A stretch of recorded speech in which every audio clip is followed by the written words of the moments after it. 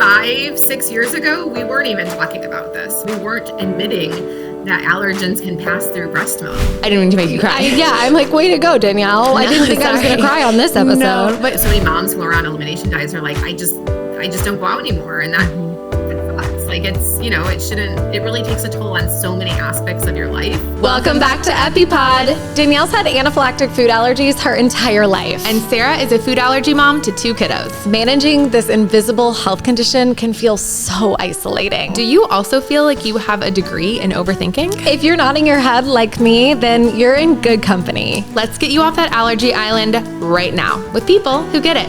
Ready to dive in? Hey, Danielle. Hi, Sarah. You're feeling a little under the weather today. Just a little bit. You've got that sexy raspy voice going on. Thank you. I shared this with you before we started recording, but I actually was a film major in college, and I took a whole course on Alfred Hitchcock, my fave, the only scary movie I can watch.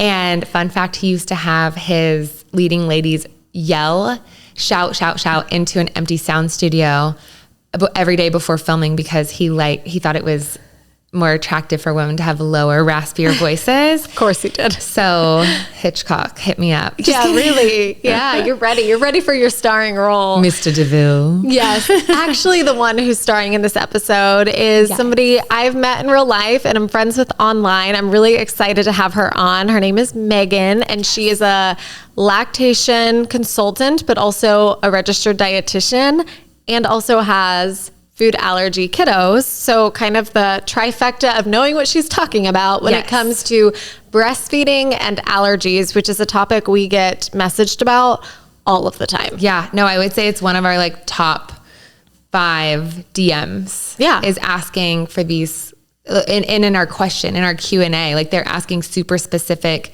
things about being a food allergy family with an infant, either as a part of the food allergy family or an infant that they suspect may have food allergies. So it's really intricate stuff, and we have called in the big guns. Yes. And I mean, this is something really personal to me because as I've shared on this podcast before, I struggled a lot with Graham and realized only after he had his exposure to food that he had allergies, but it was a really rough touch and go breastfeeding journey with him. So I'm excited just to really ask her my questions, and hopefully that helps other people. Let's give our listeners a little bit of info about her. Yeah, let's give a little warm welcome first. And also, I'll just say it at the front, if you are a food allergy mom who has a friend who's about to be a new mom or is asking you questions because they know that you've been through it, share this with them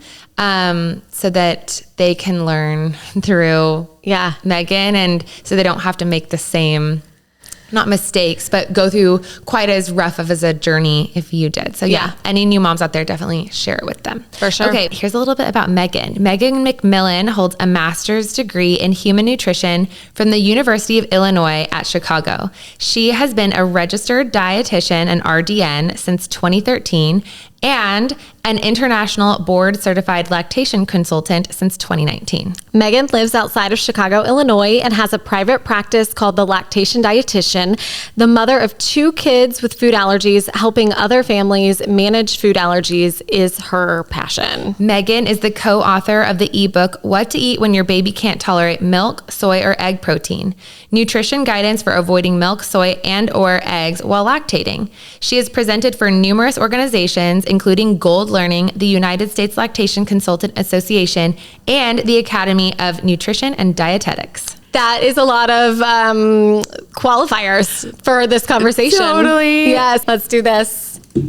Welcome, Megan. We're so happy to have you on the podcast. Thank you so much for having me on. I'm really excited about this. We already kind of told people a little bit about you, but tell me kind of in your own words, a little bit of history about what you do kind of day to day now, and also how that pertains directly to food allergies. Yeah, it's funny. I always tell people it's not just my job, it's my life, right? So I don't just do it for work, I live it. So I do have 2 kids with IgE mediated food allergies. My daughter is allergic to dairy, egg, sesame, and tree nuts. And my son is allergic to just macadamia nuts at this point. But I also am a registered dietitian and a lactation consultant. So I initially was working clinically. So I was working in a local hospital in the NICU. And I was doing a lot of lactation consulting and education in the NICU. And at one point I decided I just kind of wanted to branch out on my own, and I felt I was going to be better served in private practice. So I started a private practice, and probably within a year of starting that private practice, my focus really shifted from just general infant nutrition, lactation, postpartum nutrition to allergy specific. And it kind of evolved organically because I have kids with food allergies, and so I was able to speak on it. I started getting referrals specifically from families that were struggling with infants that they were suspecting had food allergies. And so I really was kind of like, oh, there's a need here, and I understand it. I also have the education. So I started furthering my studies specifically for food allergies. There are actually different types of food allergies, and I'm not talking about like food sensitivities or food intolerances. I'm talking about actual immune-mediated food allergies. So we have the IgE-mediated food allergies, which is what everyone pretty much thinks about when we think about food allergies. It's the types of food allergies my kiddos have, that Sarah's kids have. That I have. That you have. Yes, exactly. Sorry. So those are what we typically think of, as causing hives, as causing any type of swelling or angioedema that can potentially lead to anaphylaxis, people that need EpiPens, epinephrine. Those are IgE-mediated food allergies. There's also another class that are called non-IgE mediated food allergies. It's a very clever name. And it's called that because the immune system doesn't produce IgE antibodies like it does with the IgE mediated ones. And the things that fall under the non-IgE mediated are EpiPens, so food protein-induced enterocolitis syndrome, eosinophilic esophagitis, EOE, and then also what I typically see in my practice, which is allergic proctocolitis. It's also called food protein-induced allergic proctocolitis. So those are different. Those are the non-IgE mediated food allergies. So when I'm talking about like my kids' allergies, or again, when I'm working with clients, I always like to make sure that we're creating that distinction, because the symptoms are very different and the treatment is very different. The diagnosis is very different. That is thank you for educating us on that, because as somebody who has lived with food allergies my whole life, I mean, you learn something new every day about allergies. Like, it's not only is the space constantly evolving and so gray, but there's so much to learn, and it's always a moving target. So thank you. That's so interesting. Yeah, absolutely. And the reason is because when I'm working with babies, infants that are breastfeeding or being fed human milk, typically what we're seeing and working with is the non-IgE mediated food allergies. It's actually, and I know Sarah, this you have like experience to speak on this. It's actually quite rare to see IgE mediated food allergies in a baby that's being exclusively human milk fed. Once they start solids, that's a different story. But if they're just being fed human milk, it's actually rare to see those IgE mediated reactions. And it's more typical to see things like really mucousy baby poop, blood in the poop. We see a lot of reflux and a lot of spit up, just discomfort. You know, they're really gassy. They're really kind of bloated. I call them like farty, fussy babies. Yeah, I had one of those, that's for sure.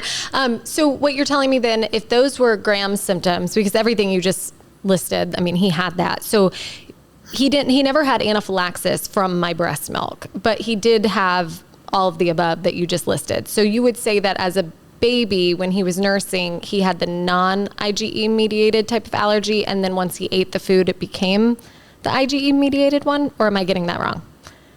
No, you're getting it right. I mean, I'm not an allergist, so I don't diagnose, right? But typically that is what we see. Although it's not impossible, that was still his presentation.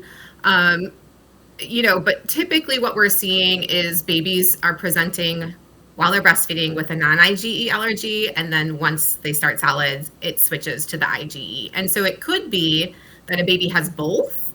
It could be that a baby just has one or the other. So again, we have some babies who aren't these farty, fussy babies. Their breastfeeding journey is perfectly fine. There's never any issues. And then when they start solids, they present, with hives and stuff like that. That was the case with my daughter. But we have the opposite too. We have these babies who have really kind of weird looking poops and blood in their stool, and they're really uncomfortable, and it goes away. Most babies who have non-IgE allergies typically outgrow them by the time they're a year.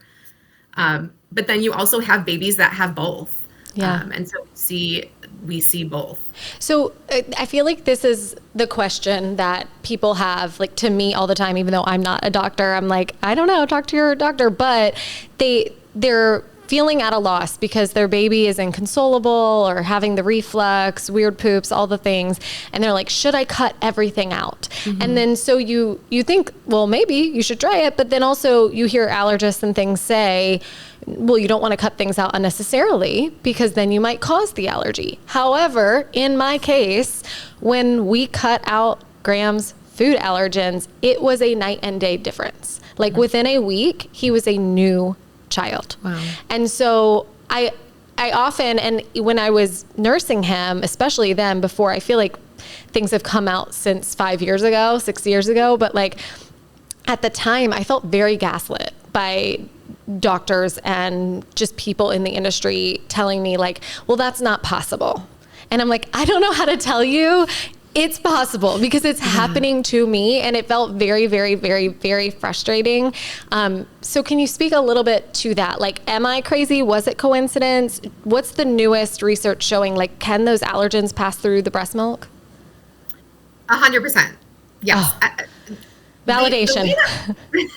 The way that breast milk works is that everything can pass through breast milk. It's just a matter of how much, based on the size of the molecule of whatever it is we're talking about. So absolutely, allergens can pass through breast milk.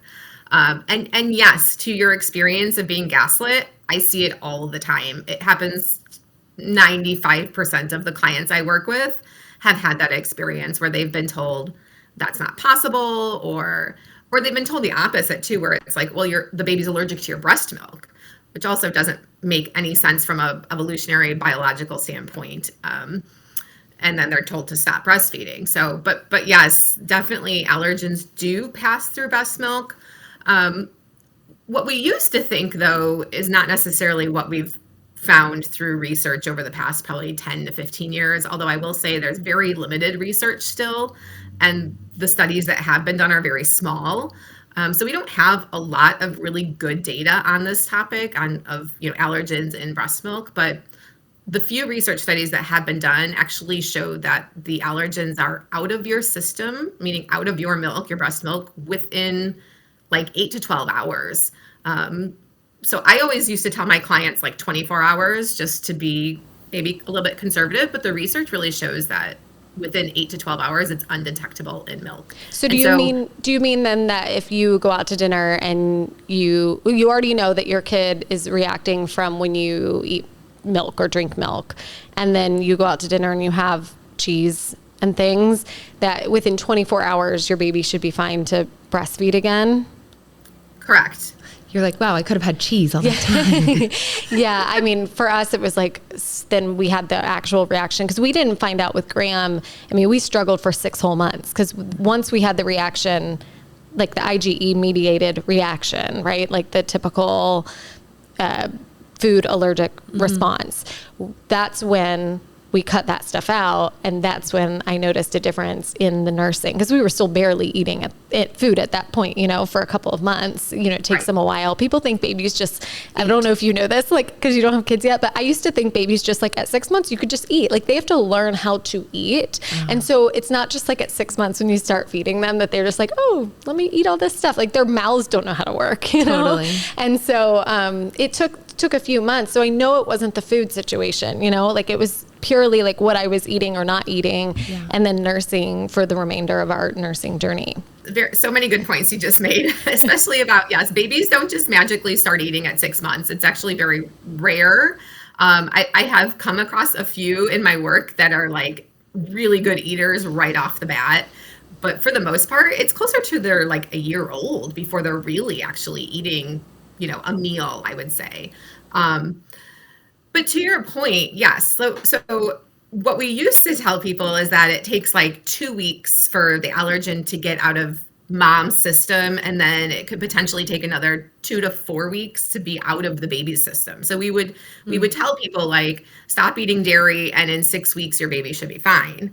Well, that doesn't really make any sense, and we've got science now to dispute that. What really happens is that it's out of your system, out of your milk within, like I said, 24 hours max.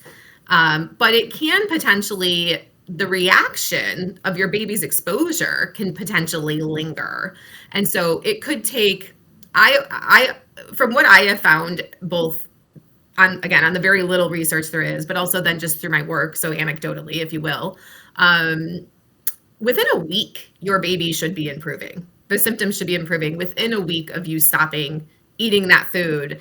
And so if you get to that week mark and things aren't improving, it could be for a couple of reasons. One, I would say, is it's not that food. It's not that specific food, right? If you cut out milk and your baby is still having like really bad reactions, right? Their poops are still really yucky. They're still maybe they're still having rashes. They're still super fussy. It might not be milk. That might not be the food that's the culprit. Or it could be that you actually haven't 100% eliminated it. There's a lot of hidden exposures. I can't tell you the number of times that I've had clients who realized that their prenatal vitamin had milk in it or soy in it. And so they're still getting exposed to it that way. Or, sometimes we realize, or we start to investigate that maybe this isn't a food reaction. Maybe there is something else that's going on. So that's one of the things that I help kind of work my clients through sometimes is, what else could this possibly be? Mm-hmm. Now, if the baby's having blood in their stool, it's probably not anything else. There's some very rare medical reasons why that might be happening. Or it might sometimes be as simple as sometimes babies get a little tear in their rectum. Mm-hmm. That can happen if they're straining a lot. But typically blood in the stool is a pretty good indicator that this is some type of food reaction. But if you have a baby who's just maybe fussy and spitting up a lot, there can be other reasons for that besides it being a non-IgE allergy. Yeah. Go ahead. So a couple of questions are swirling in my brain.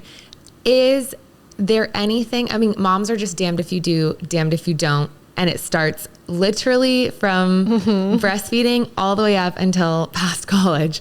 But with food allergies, it is so much more heightened. Is there anything a new mom can do where they maybe, it's the non-IgE category, these things are happening. Is there anything that they can do to give their child better chances of it not turning into an IgE situation once you start solids? Because there's 4 girls. I'm one of the 4. And we're best friends in college. I obviously have had the severe food allergies. During the pandemic, my other 3 best friends had babies. And so the first one, she has a tree nut peanut allergy, and she's like, oh my gosh, what do I do? And I'm like, I don't know. It was the 90s. My parents just proceeded with I guess, whatever. And then the second one, and he had a lot more allergies than it was peanut, tree nut. They were suspecting red meat, all of these things. He's now in TIP. And then the third one to have the baby, she was like, okay, I want to do everything I can because I've seen what it's like to have food allergies as an adult, now seeing what it's like to have a child, an infant with food allergies. And she did Ready, Set, Start, I believe is what it's called. I just looked it up. It's where Ready, Set, Food. Yeah. And it's before her baby was on solids, and she was just trying to prevent becoming one of us. She was like, I will be the 25% of the friend group whose child does not deal with this. So in your research, in research and in your practice, do you see anything that a new mom can do to not have it transfer over to an IgE? Or if you're not having any of these symptoms and you're just like, wow, I don't want this to develop, when they're 6 or 7, would something like a program like that, is there any validity, or is that just really good marketing? So the best thing that we can do is early introduction. Mm-hmm. That is kind of what the guidelines now say, is that the earlier you introduce or expose babies to allergens, the better off they are in terms of risk prevention. And that's within reason, obviously. Like you shouldn't be giving a 2-month-old peanut butter. Right. But it really, that is really what the research is showing now. I don't know if you're familiar with the LEAP study that was done. This was it was published in 2015, I believe. But this was the big study that was done that basically showed that we can prevent or at least lower the risk of peanut allergy by introducing peanuts to babies as early as 4 months. So there's been guidelines now developed based off this study. There's really strong evidence to show this. So once a baby is developmentally ready to start solids, which happens somewhere between 4 and 7 months, there's a range depending on the individual baby. Some babies can do it at 4 months. Some babies aren't safe until 7 months. But early introduction and then continuing to feed it to them consistently. So I've worked with families who are like, oh yeah, we tried peanut butter at 6 months and they were fine. And they're now 9 months. And I said, okay, so how have the frequent, the subsequent exposures been? We haven't given it to him again. So there's the early component of this advice, but then there's also the often. So early and often is really the key that we think now to early or to prevention of food allergies. And the LEAP study really focused on peanuts, but there's been other studies since then that have shown the same thing applies to especially eggs. There's really strong evidence for early exposure of eggs as well. That makes so much sense. So if there's a new mom listening and she's like, wait, I am in the stage where I am Sarah, like my baby was reacting to my breast milk, I cut it out, new baby, and now they're about to start introducing or trying solids. Where do they go? Like, do they just introduce or is it better based on the LEAP study? Like, are you supposed to just keep it in your breast milk and like deal with a fussy baby? Cause at least it's getting to them early through the breast milk. Good question. That's a really great question. And again, it's something that I come across constantly is this balance, right? Of my baby is reacting to this through my breast milk. So how do I give it to them, as solids and prevent the IgE mediated? It's tricky. There is no right answer to that. Honestly, the answer I usually give and the approach that I usually take is let's try. But it depends. It depends again on like, when did you, let's use milk as an example, because milk is typically the most common non-IgE allergen. So a lot of my families cut milk out of their diet. And let's say they cut it out when the baby was 3 months. So at 6 months, if all the symptoms went away and the baby's been doing really well with mom on a dairy-free diet, I might have her do it at 6 months, whether she reintroduces it to her diet or whether she gives it to the baby directly. Because we do want to get it back into the diet as early as possible to prevent an IgE mediated. Now, that isn't always possible. It's not. I mean, I have clients where we haven't been able to do it until the baby is 12 months. And it's, again, it's kind of one of these things where you have to play out the risks and the benefits, or the pros and cons.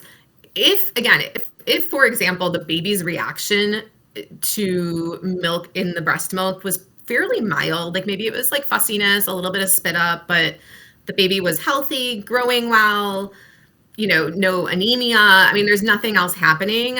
In those cases, I might suggest like keep it in. Yeah. Or try to reintroduce it earlier rather than later, because again, the evidence is pretty strong for early exposure to prevent an IgE. But I'm not going to tell a family whose baby was failure to thrive, like really poor growth, had anemia because they were losing blood in their stool. I'm not going to say, hey, I want you to start eating this again. If the baby was miserable, there's a pretty good chance that we need to wait potentially a little bit longer. Now, I also don't tell them to wait till 2 years, but it might be more like 9 months, 10 months, maybe even a year. It's the trickiest thing about non-IgE allergies is that there's no like set guidelines. There's, it's so individualized that it's really hard to understand It's really hard to diagnose. It's really hard to manage. There's no testing for non-IgE mediated allergies. That's what I was going to say. I mean, and honestly, the testing for the mediated allergies All is over the bogus. place. Yeah, I mean, none of those are good tests. So it's like families just really don't have many options. So is there anything then to kind of further go down the road on her question? Like for us, so again, we actually didn't cut it out until we had a confirmed allergy, IgE mediated allergy, because he had had the food at 6 months. We never cut anything out before then. We just stuck it out, right? So he kept getting the exposures through my breast milk because I had no idea that that's what was causing it. No one told me to look there. People were telling you it's not possible. Right, exactly. Yes. And so was there anything I could have done with, if I had known? Do you know what I mean? Like if I were to have another baby, And it was like repeat. or even like not even like, is there anything I can do beforehand to make sure that are they born with it? Do you know what I mean? Like what can moms do to prevent this other than the early exposure? Is that really it? Now it's time to hear from one of our sponsors, Zigo. If you have food allergies or celiac disease and you are looking for a Purity Protocol oat brand, we are excited to introduce you to Zigo. Zigo makes delicious gluten-free oatmeal, muesli, and overnight oats. They really keep careful control of their supply chain, sourcing only from U.S. farmers. Zigo products are made in a top 14 allergen-free, gluten-free, and corn-free facility. They're leading the way in food transparency. You can scan the QR code on any Zigo package to access the latest test results, including pesticide residues and heavy metals. You can find Zigo at a natural food store near you and on zigofoods.com. And you can use EpiPod for 10% off your next purchase. Right. So, I mean, we could go down a huge rabbit hole with mom guilt, right? Yes. And what causes food allergies, both IgE and non-IgE. And the answer is we really don't know. And so you can really, I'm so guilty of this myself. I banged my head against the wall for years trying to figure out what I had done. I used to tell people I did everything right. Like, my babies were born vaginally, not through cesarean. I breastfed them for 2 years. They never had formula. Like all of these so-called risk factors, right? There's a correlation out there between food allergies and some behaviors or medical interventions. It's a correlation. It's not a causation, right? So there is a higher correlation with babies born via cesarean. There is a higher correlation with babies who are fed cow's milk formula at a very young, like within the first few days of life. There's a correlation between getting antibiotics during labor. So if you are like GBS positive, or early exposure to antibiotics for the baby as well. So there's all these correlations out there, family risk, all of these things. But again, none of them are causes. My kids, again, are an example of I did everything right, supposedly, and they still had allergies. So what I will say, again, is that things have changed in terms of what we do know. And so even 15, 20 years ago, we were telling people to wait on allergen exposure, right? Mm-hmm. Like, don't give cow's milk till a year. I think it was don't give shellfish till like 5 years, peanuts until 3. It was almost the exact opposite. And we were telling pregnant women to do the same. Like we were telling them not to eat peanuts and such. And now we know that really has no bearing on any of this. So what I would say is minimize your risk as much as possible, right? But I'm not going to tell somebody not to take antibiotics if they need them. I'm not going to tell somebody who needs to provide formula to their baby to not do that. So, there's nuance to all of it. What we can do is work on gut health, because that's, again, one of these things that we think now is really, all of those things I just listed have to do with gut health. So if moms can take care of their gut health as much as possible, and that means eating a really diverse diet. There's a lot of really interesting study coming out on diet diversity. There's a fellow dietitian. She does a lot of research on this. Her name is Dr. Karina Vintner. She's done a lot of research on how diet impacts food allergy risk. And so they're finding that the more variety both moms and babies have in their diet, the less likely they are to develop food allergies. We could talk about things like probiotics, especially if you are somebody who had a cesarean or needed antibiotics. Doing probiotics to help combat some of that can be really helpful. Is there, otherwise, I want to be really specific for somebody listening who's like literally in this stage and she's like, oh my gosh, like, yes, I need this. Is there like a certain brand of probiotic that you love and trust? There's a couple of different brands that I really like. The one I usually typically recommend for babies specifically is by Claire Labs. I have no affiliation with them. I don't get paid by them or anything like that. They make a really quality product. It's powder, so it's really easy to administer. And it's free of the top 9 allergens, plus corn, which is an issue for a lot of people. So there's no corn in it as well. So that's typically the one I recommend for babies, but there's lots that are really good. BioGaia makes a good one. Wellaments makes a good one. It'll vary too, because some of the liquid ones are made with MCT oil, which can be coconut. So it depends on the allergen. But those are some of the ones I typically recommend for babies. For moms, it's going to vary really on what we're trying to treat, if you will. So sometimes it's fine to just do like a general multi-strain probiotic. Other times we might do something that's maybe a little bit more targeted. So like specifically if they had a cesarean or if, if they're experiencing any type of gut like IBS or something. Yes. Yeah, exactly. So then we might do something a little bit more targeted. But, I don't really there's not a whole lot of brands that I specifically recommend because it really does depend just on like specific what needs. we're dealing with. I wish that pediatricians, when you go in for those early appointments, would tell you those things, right? Because for me, it's like, it's easy now to look back and be like, wow, I should have talked with somebody and they take my whole history and kind of tell me, hey, this symptom is likely this, and this symptom might be this. And have you noticed that when you ate milk, this happened? Like allergies were not on my radar. So like now I'm like, why didn't I do that? Why didn't I think about a correlation in food and what I was eating? But like, I didn't live in this space. So no one ever told me either to think about that or look for that. So the only reason we knew that was the case later was again because he had the reaction to the food when we fed it to him. But it's like so frustrating to me, and maybe you can answer this. I don't know if anybody knows this, but like, is there any kind of move in this industry to spread this awareness to pediatricians or to other healthcare professionals to help moms at least know where to look? Yes, big time. Yes. I mean, 5-6 years ago, we weren't even talking about this. We weren't talking about non-IgE allergies. We weren't admitting that allergens can pass through breast milk. Right. The most moms were told were like, don't eat broccoli because it will make your baby gassy, which is actually a fallacy. That is not true. Or coffee is what I heard. Like it'll keep your baby up all night, that sort of thing. Exactly. So yes, there is definitely a movement to look towards food as potentially being issues.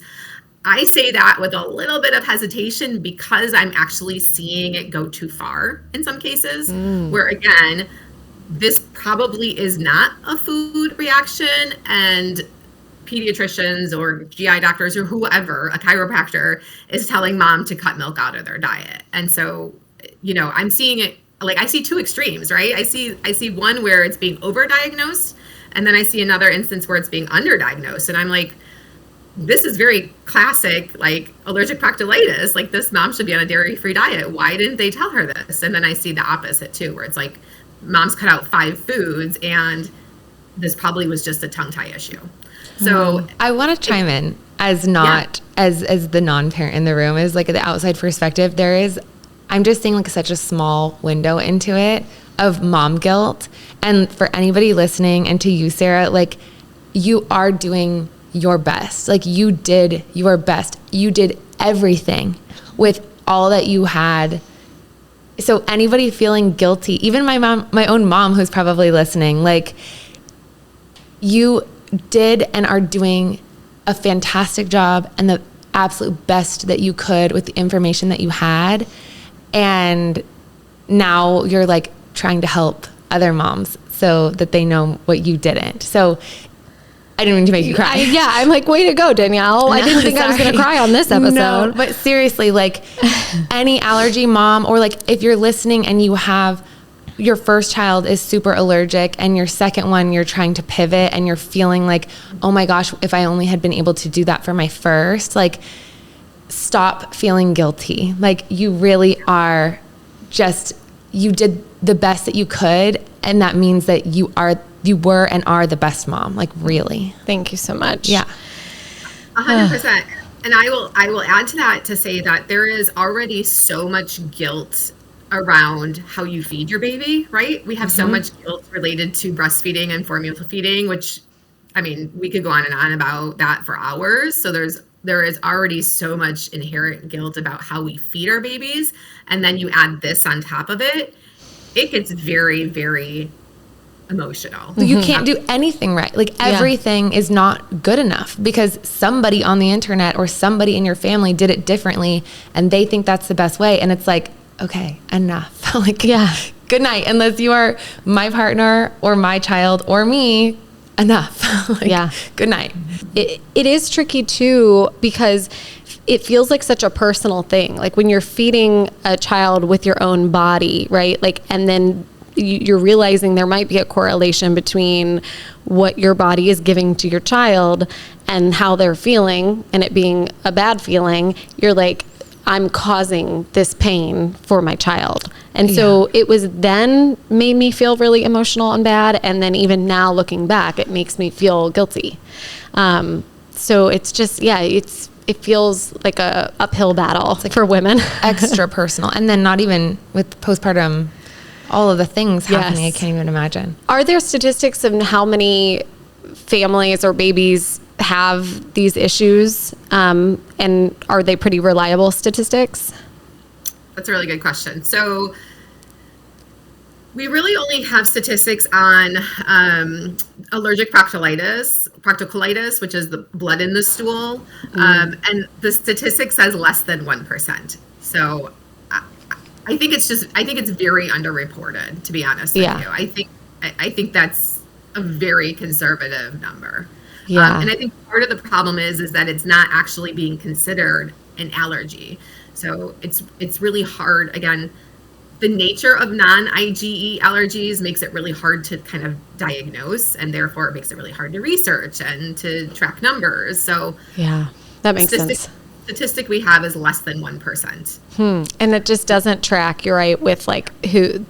Again, I have such a small pool, on the internet that are talking to me, but still it's like, and I'm sure, only the ones that have issues are coming up and asking questions and saying things, but still it just feels like less than 1% can't be true. And like you said, it must just be that they're being told, your baby has colic, your baby is fussy because of something else, which also might be true, but we're missing the piece that can diagnose these allergies. Right. Yes. I definitely think it's very underreported. I also think it's, again, I think sometimes it's overdiagnosed. I shouldn't say overdiagnosed. It's incorrectly diagnosed often, both again on where it's being missed and where it's being diagnosed when it probably shouldn't be.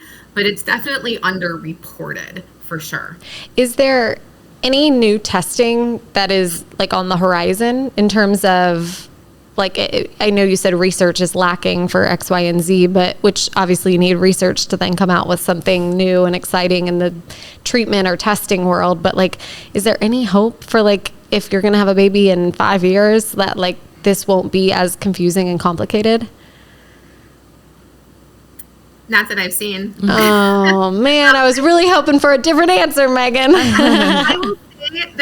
I will say that there is a ton of research being done right now on the infant microbiome. So on infant gut health, there is a ton of research being done on that and how it relates to allergy. But I don't see that. I think it'll help us kind of understand maybe a little bit more, but I personally haven't seen how that's going to correlate into risk prevention. So I don't know. I haven't seen anything that makes me think like, oh, in 10 years, this isn't going to be an issue anymore. Right. And you know what? Even if we don't have the data points, just knowing this, like, I'm just thinking if I had even just been able to listen to this podcast, even without like firm, concrete answers and data, it's like just A, knowing like I wasn't alone, B, knowing that like I could find a Megan who could talk me through it, at least be a person that could say, hey, let's try this next. Let's try this next, as like just someone in my corner. And then also just having more awareness about like what research is looking into now, or what might or might not be helpful. Like that in and of itself is helpful. So thank you so much for all of this information. I understand the guilt around it. I understand the anxiety around it. I understand the fears around it and the nuances of like going to birthday parties or eating out. You know, so many moms who are on elimination diets are like, I just don't go out anymore. And that sucks. Like it's, you know, it shouldn't, it really takes a toll on so many aspects of your life. So yeah, I definitely can relate to that, but I also can provide advice. You know, I can say, well, I know with these allergies, these are places we have eaten at safely, like check it out, see if it works for your comfort level. You know, or here's some snacks that you can keep in your diaper bag that are free of, you know, dairy, soy, and peanuts, because we eat these snacks too. You know, so it's helpful to have the personal experience to just also just relate to them and be like, yeah, this is really hard. You know, it doesn't have to be life ending, right? I mean, there's definitely things you learn to manage, and you learn how to make it work, and you learn to still enjoy great things about life. You just have food allergies. But I can also, you know, relate when it's hard. Yeah. I think, like I said, ultimately though, it's the fact that knowing that there is help out there, someone who can help guide you through these kind of sticky, confusing moments, that is helpful. And that's what I would probably urge to anybody going through it, is like, don't follow the gut, like you said, like your mom gut.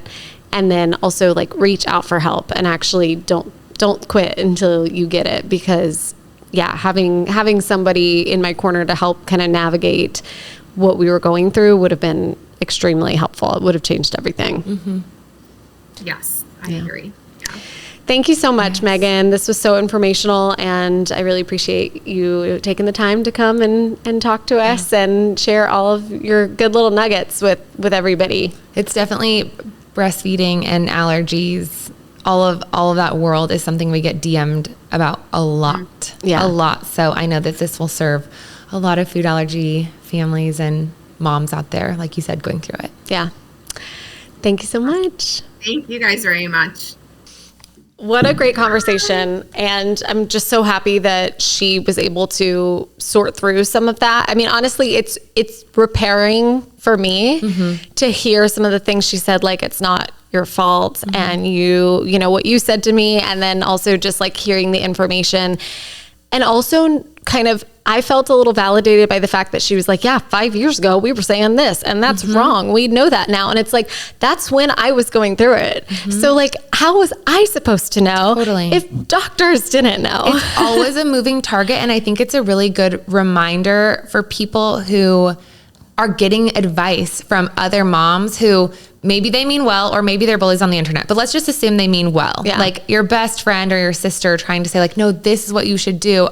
And maybe they do have a 5-year-old, and maybe their 5-year-old doesn't have food allergies and did amazing. But your child is not the same. And the information that they got even 5 years ago is wildly different now. So it's just such a good reminder to like, don't panic and feel like you're doing it wrong, or feel like you need to redo everything just because somebody, whether it's somebody really close to in your family or the internet says something. Like, even if it's just a few years out of date, it can throw you into a tailspin for nothing. I mean, especially don't listen to grandma or your mom. Do you know what I mean? Like, that information is so dated, it's insane. So like, to not feel bad based on what somebody else is telling you, and instead go get actual like help from somebody who knows the research now, who knows the latest and greatest, and can, if nothing else, just help you navigate through these like murky waters, like hold your hand.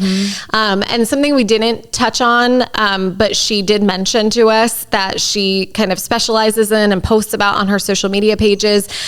And there's so much we didn't get to, including some of the stuff that she mentioned to us offline that she specializes in and has a lot of info on her Instagram page, like how to introduce solids, you know, like specifically when kids start eating food. That's like an entirely other episode. Maybe we'll have her back again another day, but until then, get on her Instagram. Yeah. And then also just kind of how to maintain good nutrition when you are eliminating these foods. So like if you do suspect milk or egg or whatever else, and you have to cut them from your diet, that's really challenging. Like that was an uphill climb for me for a while when I did that.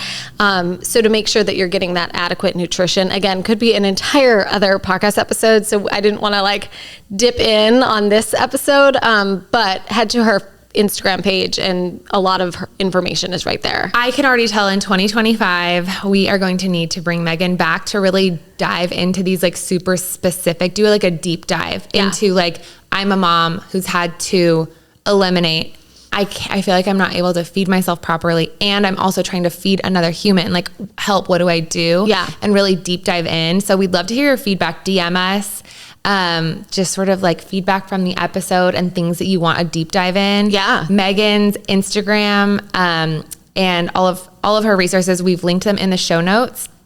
So throw her a follow, and I feel like there's so much to digest on her page. So happy learning. Yes, happy learning. Yeah. But truly, when you're in this rut of like trying to figure it all out, that's all I wanted to do was learn. Like I wish I would have had that information then that I have now. So hopefully this will help some people to feel less stuck. Yeah. But anywho, let us know what else you want to hear from Megan or from anybody else. Like we're always interested in taking your suggestions for podcast episode topics. Yeah. DM it or email it to us at epipodpodcast@gmail.com. You got it. All right. See you next week. See you next week.